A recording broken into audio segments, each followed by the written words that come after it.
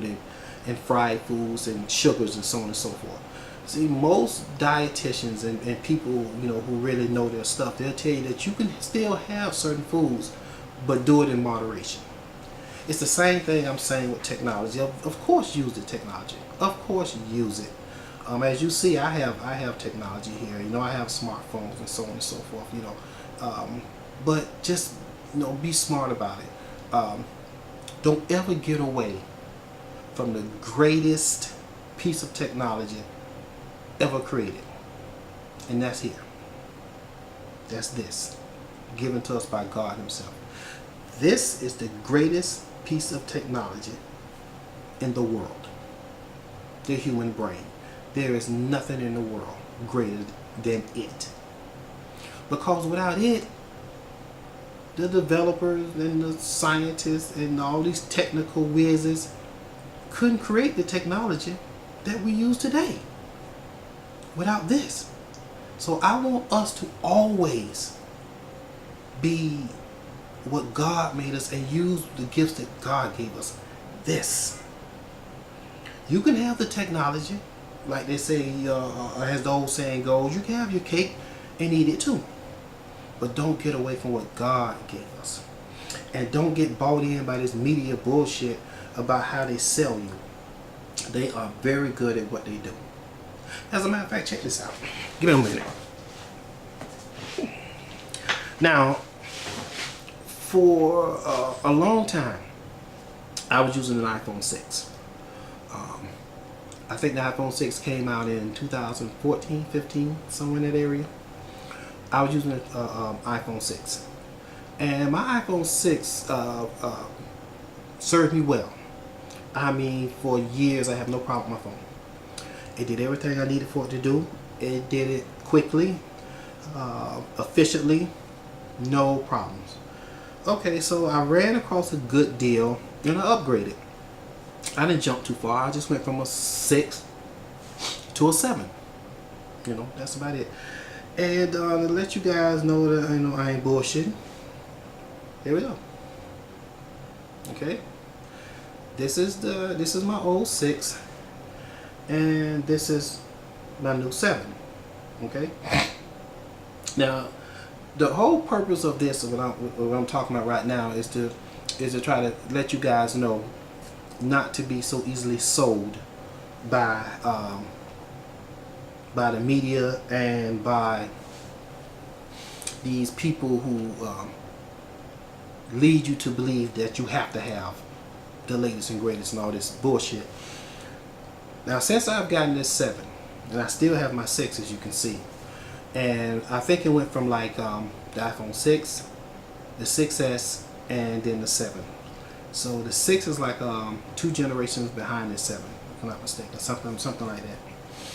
And since I have them both, I've been playing with them, you know, and I did a lot of messing around with them solely for the purpose of this this video. And I did a lot of side-by-side comparisons, you know, from speed, how fast apps open up, how fast the fingerprint opens up, how well the video, my YouTube videos go. I took camera shots, videos, things of the nature, just a whole bunch of variety of different odds and ends with both phones. And as you would expect, the 7 did outperform the 6. I'm gonna keep it real with you guys. I'm not gonna sit here and try to bullshit you. The 7 did outperform the 6 in pretty much every category. It outperformed the 6. But the point I'm trying to make to you guys is that it did not outperform the 6 so badly. It's not like it blew the 6 away the way that you would probably expect it would.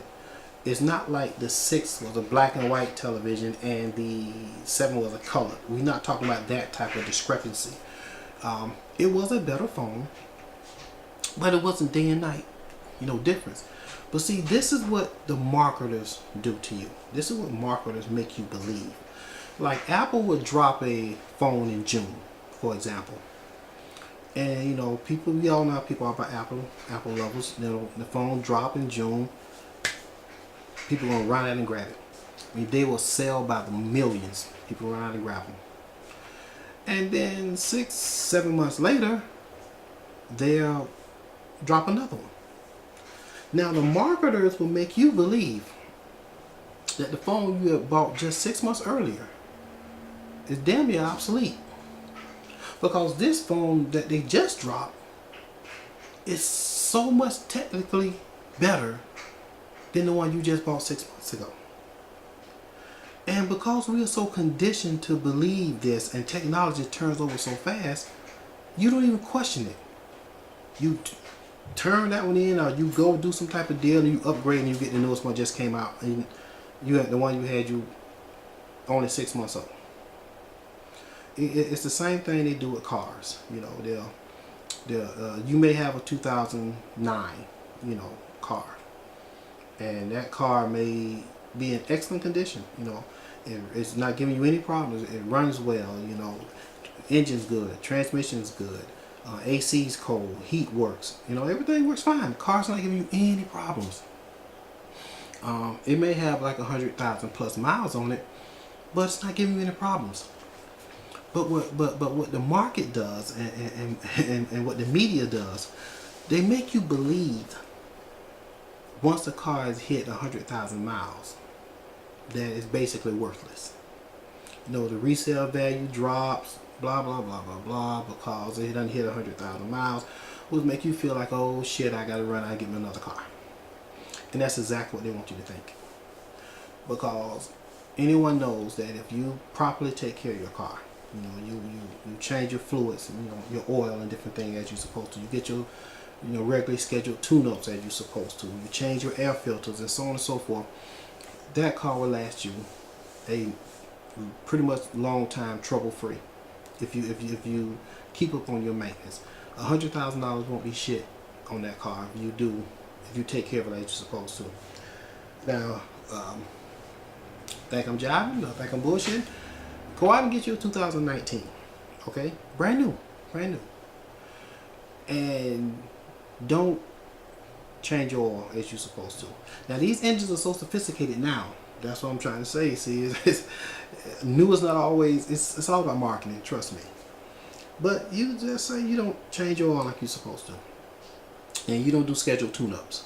And you don't change filters. And you don't do anything that you're supposed to do. And you just thinking that because this is a 19 and it's new, I'm good. You know, I don't, you know, it ain't like an old car. I don't have to do all this old shit to this car, like, cause it's not old.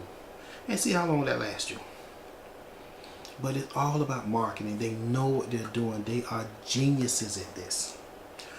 And they are conditioning you, or they are trying to condition us to become so dependent on technology. They're trying to get us to the point where we cannot live without it. That's where this is going to. That's where they're pushing this to. And that is why I'm making this video, because I don't want us to fall into that trap. And it's almost kind of seems like it's working. It depends upon, like I said, your age group. But they are like that focus group I spoke of earlier, where no one was able to last 48 hours without their cell phones. And that's where they're pushing this to. They're trying to get us where we are so dependent on all these technologies. And once they get us to the point where they feel like, okay, they got us. You know, you cannot live without, you cannot function without technology. That's the dangerous part. You know, because let's take someone like China, for instance. You know, China is the second greatest country next to the United States, and they're also our biggest threat in every aspect. Let's say someone like China, you know, I know this is a hypothetical, but just, you know, follow me for a minute. Let's just say someone like China bought Google, right? And now they own Google. And for years, people have been using Google, just some became dependent on Google. You know, you use Google for everything. Now it's owned by China, right? And now China makes Google accessible only by the amount you can pay. You know? And now imagine how dysfunctional people would be if that was the case. where your access to Google is based upon how much you can pay. It kind of reminds me of the story about this guy. I can't think of his name at the moment. But speaking of Google, after I tell you the story, you can Google it. About this guy who bought this corporation. He bought this corporation, this manufacturer, who manufactured this medication. It was a life-saving medication, a medication that saved lives. That if people did not take this medication, that they would die if they didn't take it. And before he bought it, I think the medication ranged in price anywhere from $2 if you was on like Medicaid or certain type of insurance programs to $13 max. I think that was the maximum cost for the medication. It was like $13. Okay, that was the price range before he bought the company. Okay, once he acquired the company that produced the medication, this asshole took the price. Now, keep in mind what I said. The price range originally went from $2 to $13 max. Somewhere in that neighborhood. Once you do it, you'll get the exact numbers. But I think I'm fairly close. He took it from $13 maximum per pill to $60 a pill. You heard me right. $60 once he acquired the company. So people was fucking outraged behind that. And understandably so, because we talking about a life-saving drug. If you do not take this particular medication, you will die. And he cared nothing about that. That meant nothing to him. It was all about profit and money. And see, this is the thing about corporations and people with money. Because rich people want to make more money. Although they may have more money than they can possibly ever spend, they still want more. And that's what this guy was. This guy wanted more money. So I remember during the interview when they asked him why did he jack the price up so astronomically like that. Now don't get me wrong. I understand that he's a businessman, or in his case maybe not. I think he even inherited his money. I'm not even exactly sure how he got his money, but let's just go with it. Let's just say he was a businessman. And I understand that in this country, that we live in a capitalist society. If you're in a business, you're in a business to make money. I get that. You acquire a company, you do what you need to do so you can make your money, and I understand that. So I'm not hating on him for doing for being a capitalist, but that was ridiculous. That was ridiculous. And I remember during the interview when they asked him about why did he jack the price up that ridiculously, his response was, what do you think your life is worth? What would you pay to save your life? And that is what he was banking on. He was banking on people will do anything to save their lives. And that's the same principle I think that a lot of these corporations are trying to do by conditioning us to get solely dependent upon technology. So much so till we can't function without it. And once we get to that point, we'll be the same way those people were who depended upon those pills. To what will we not give now for the technology that we become so accustomed to. So I'm going to end on this. It is time now for drum roll, please.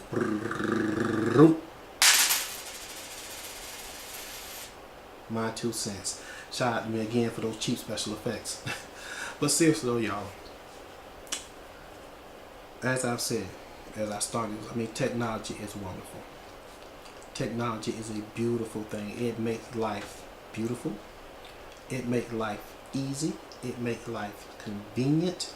It does a lot of wonderful things. Like I say, it's some technologies that are so far beyond our pay grade that we don't even know about. the type of technology that keep America safe, that that keeps the whole country safe from different types of attacks and all types of things. So I mean, there's technologies, like I said, that do a wonderful job for us, and those are the good type of technologies, ones that actually work for us. And then there's also good technologies, like I said, you got MRI machines, like medical advances have come a long ways, and that life-saving technologies and different types of things. So don't get me wrong, there's lots of good technologies out there, but those aren't the ones I'm talking about. I'm talking about the type of smart technologies that are making us, dependent, that are making us, I don't want to say lazy, but I'm going to say lazy. That's making us lazy and dependent, and making us complacent. And these are the technologies I feel that may be dangerous. And these are the ones that are really pushed. These are the ones that are pushed by the corporations, because they understand how dependent we as a society are becoming on these technologies. Like I said earlier, something as simple as a smartphone, where a phone was taken away from a focus group of people, and all they was asked to do was to function regularly without their cell phone for 2 days. 2 days. And they couldn't do it. One girl didn't even last 3 hours without her phone. So the more of this particular episode today is that I want us to learn to be more dependent upon ourselves, to be self-sufficient, where we love technology, we use technology, but we'll be all right without technology. I don't ever want us to get to the point where if the technology is not available, we can't function. I don't want us to get to the point where the corporations can have us by the balls, so to speak. And I know for females you don't have balls, but you get the gist. You get the gist. I don't want us to have us by the balls like that, where then they know they have us by the balls, where they know that you cannot function without these things. I want you to be able to be ambidextrous, so to speak, with technology. You know how to survey that fine line between technology and self-sufficiency. And that's where I want us to be. And I'm going to end on that. So I would like to say thank you all for tuning in again to another episode of 2 Cent. Please hit that like and subscribe button. If you have any topics you'd like for me to cover, hit me up in my comments. Please feel free to comment on what you've heard today. Tell me what you guys think. And until later, everybody, you all have a God bless day. Always remember, any day above ground is a great day. So until next time, I'm out. You guys have a wonderful day.